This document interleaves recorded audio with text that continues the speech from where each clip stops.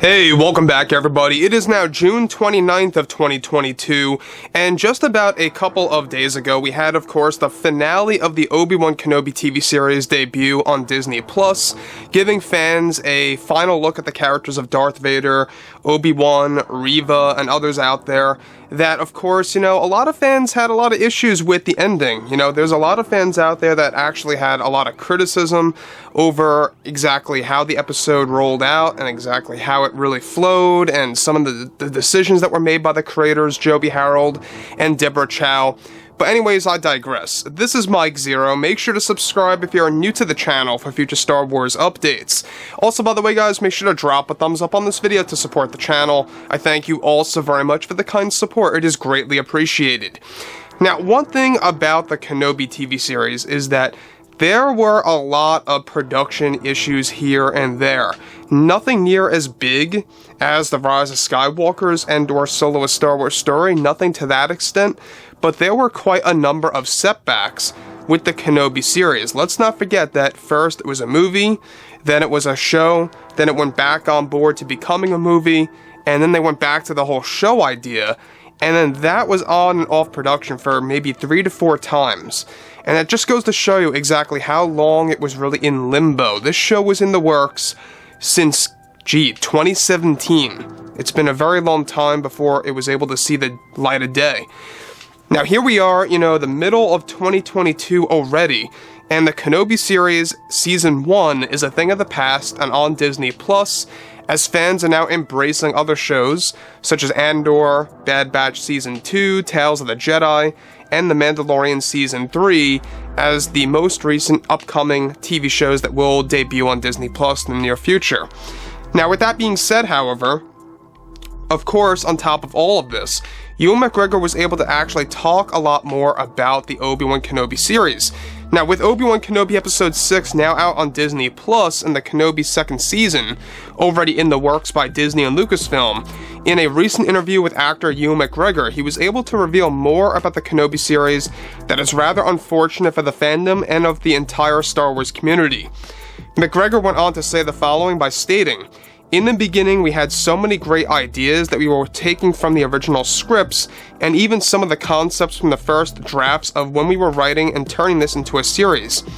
I will never forget that there were so many creative differences over having a big duel between Obi-Wan Kenobi and Darth Vader below and on top of his castle on Mustafar. It was going to be a very symbolic fight between us both since we last met in the prequels. But yeah, this almost happened. I, as executive producer, was pushing for this fight, and it was almost made final in the script. We had tons of great ideas, such as Kenobi and Vader fighting by the lava again, where it would actually give Kenobi nightmares while fighting Vader about what happened to Anakin Skywalker. We also were going to have them fight inside of the castle base as they work their way up to the top progressively somehow. I mean, it was a crazy and amazing idea that we were this close to actually making. We even made a set piece for this fight, and the CG artists were all set and ready to digitally create the scene. The fight was also going to feature Qui-Gon Jinn's Force Ghost, reaching out to Kenobi and helping me in the scene against Vader. This is something that Liam Neeson knew about way early on. Unfortunately, this entire ending, this entire scene, had to get scrapped. Miss Kennedy did not agree with this vision and convinced the cast that it needed to be more original than all of this. So let me just stop right here. Now, the thing about this is that this would have worked out perfectly. I don't know about you guys, but this would have been probably the best theme that you could have embraced for the Kenobi series by going back to Mustafar, showing Darth Vader's castle both inside and out as both Vader and Kenobi battle to the death. This would have actually really stood out a lot more than that chase that we got in Episode 3, and a whole of a lot more than the very dark fight between both Darth Vader and Obi-Wan. Now, listen, I want to be clear here. I love the Kenobi and Vader duel on the moon of Mustafar, alright, with all the rocky spikes that are sticking out of the ground. I get it. It's a cool design. It gives them a couple obstacles to go through. The thing that I did not like about this fight at all, it's extremely dark. In fact, if I go over all the screen caps or the screen, actual frames, everything is pitch black. I really have to up the brightness, kind of mess around with the color correction to really get a nice, clear, and beautiful image. It just doesn't really seem all that great when it comes to color correction-wise when they're actually fighting each other in the second portion. So, on top of this, alright, McGregor goes on to state the following. He goes on to say, you see, in her mind, she thought that this would have been too repetitive for fans to watch Kenobi and Vader or Anakin fighting on Mustafar again. So she told us, okay, what about a Mustafar moon? So that's what we stuck with in the final cut of the series. It was going to be epic, though, of course, just epic. It was actually getting my heart racing just reading the script of their fight on Mustafar. We had the same theme going again, done in a different way, and tons of concept art was made. And it was just going to stand by the philosophy by George Lucas. It's like poetry, it rhymes. McGregor also adds, we had this other idea too, where I was still going to break Vader's mask on Mustafar, but it was going to be done in a way different way and more dramatic, where the whole top half of his helmet broke off, revealing the entire upper half of Anakin's face that Hayden was going to be made up as. It actually was a nice callback to what Vader looked like unmasked in Return of the Jedi's ending. It was beautiful, it looked hellish, we had fire behind him and everything. So yeah, this fight was superb, and I was so sad that it ran into the creative differences department, but I guess that's what happens in this industry, you know, and it's unavoidable. It's very sad that I could not be able to actually do this.